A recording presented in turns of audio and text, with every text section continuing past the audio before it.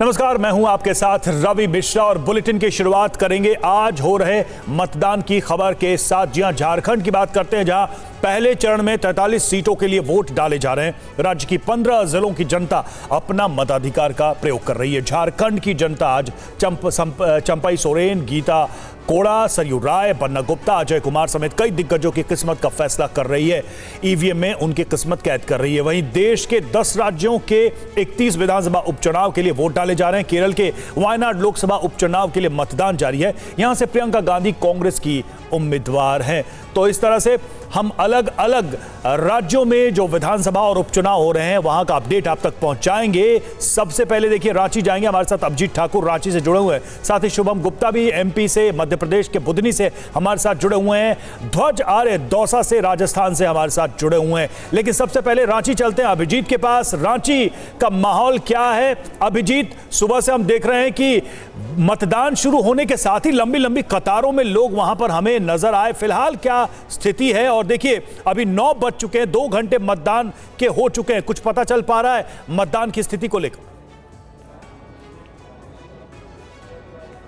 देखिए, लोकतंत्र के लिए इसे खूबसूरत तस्वीर कहा जा सकता है। सुबह 7 बजे से क्या 6:30 बजे से यहाँ पर कतार लगनी शुरू हुई थी और अभी भी वो कतार जो है वो थमने का नाम नहीं ले रही है। हम आपको अब दूसरी तरफ की तस्वीर दिखाते हैं। जिस बूथ पर मैं मौजूद हूँ वो रांची में संत फ्रांसिस स्कूल है, जहाँ पर ये बूथ बनाया गया है और इस तरह के लगभग आधा दर्जन काउंटर्स यहाँ पर स्थापित किए गए हैं जहाँ से लोग मतदान का प्रयोग कर सकते हैं। लेकिन हर जगह पर यहाँ पर लाइन जो है वो लगातार लगी हुई। हालांकि मतदान की प्रक्रिया 7 बजे से ही शुरू हो गई थी और वो लगातार जारी है। तो ये एक अच्छे पॉजिटिव साइन के रूप में इसको देखा जा रहा है। यहीं पर जो झारखंड के मुख्यमंत्री है हेमंत सोरेन, वो भी कुछ देर में यहाँ पर पहुँचने वाले हैं और यहीं से अपना मतदान वो भी करने वाले हैं। लेकिन लोगों में जो उत्साह दिख रहा है वो उसकी तस्वीरें आपको साफ यहाँ पर दिखाई देंगे। आगे की तस्वीरें भी हम आपको दिखाएंगे। जो भी कतारें आपको दिखेंगी यहाँ पर, जितनी लंबी सुबह थी उतनी ही लंबी अभी भी आपको दिखाई देगी। और उसके बावजूद अगर हम बात करें उसके अलावा तो लोगों के आने का सिलसिला भी यहाँ पर लगातार जारी है। तो ये तस्वीर यहाँ पर रांची में दिखाई दे रही है, जो कि शहरी क्षेत्र माना जाता है। हालांकि ज़्यादातर जो बूथ है वो ग्रामीण क्षेत्र में है।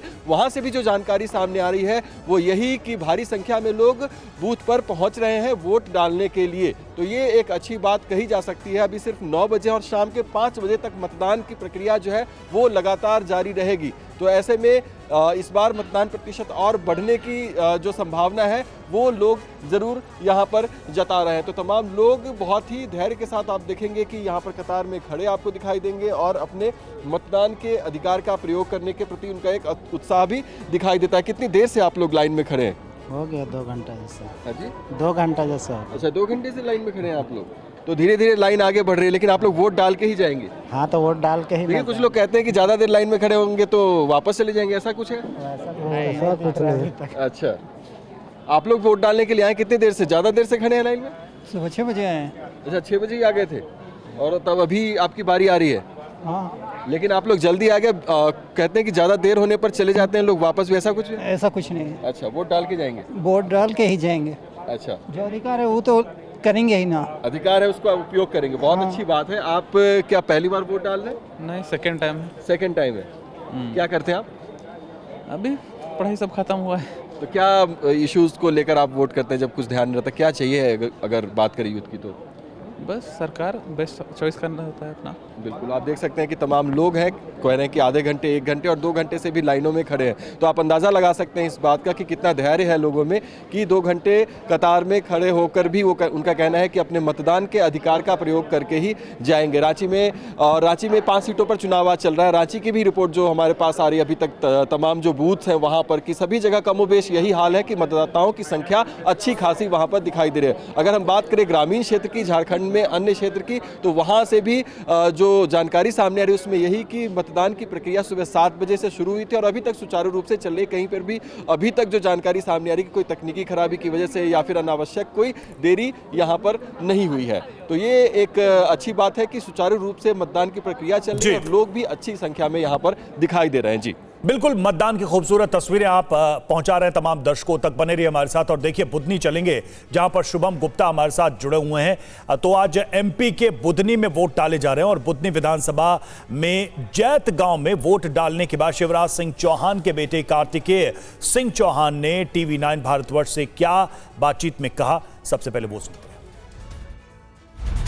देखिए क्या कहा है कार्तिकेय ने। बीजेपी को प्रचंड जीत मिलेगी, मेरी चुनाव लड़ने की कोई इच्छा नहीं है, एक कार्यकर्ता के तौर पर काम किया है कार्तिकेय का बयान।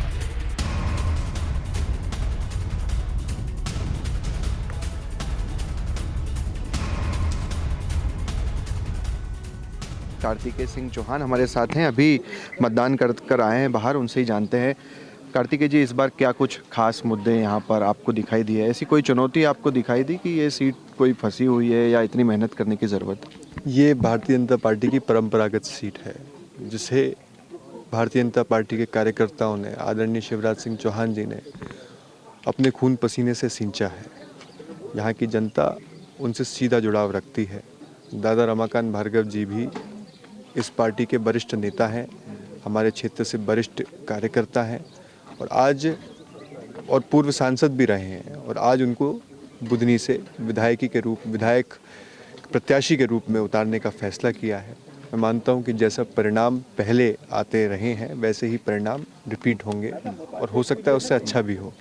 इतनी मेहनत करने की ज़रूरत क्यों पड़ी? मतलब शिवराज सिंह चौहान जी को तो हम देखते थे कि वो आप पर जिम्मेदारी छोड़कर या बीजेपी के कार्यकर्ताओं पर जिम्मेदारी छोड़ देते थे कि अब मैं दूसरी जगह प्रचार करूंगा, यहाँ नहीं आऊँगा। इस बार वो स्वयं भी थे, आपको भी हम देख रहे हैं। आखिरी दिन आदरणीय पूर्व मुख्यमंत्री जी यहाँ पर आए थे और मेरे ख्याल से उससे पहले एक दिन और आए थे, और उसके अलावा माननीय पूर्व मुख्यमंत्री जी को झारखंड की जिम्मेदारी दी गई है, तो वहाँ पे उनकी व्यस्तताएं ज़्यादा थी, जिसको हम भी समझ रहे हैं। और इस बार का चुनाव भी वो तो मेहनती हैं ही, उनका आना यहाँ पर हमारे लिए सौभाग्य का विषय है, यहाँ के लोगों के लिए सौभाग्य का विषय है, क्योंकि वो आते हैं तो अपने परिवार के सदस्य के नाते आते हैं। जैसे पहले आते थे वैसे इस बार भी आए वो।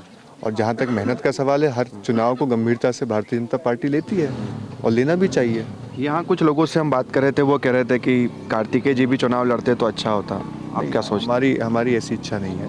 मैंने एक सामान्य कार्यकर्ता के नाते काम करने की इच्छा व्यक्त की है और आगे भी एक कार्यकर्ता के नाते मैं इस महत्वाकांक्षा के साथ मैं कभी भी नहीं जुटा कि किसी दिन टिकट मिलेगी।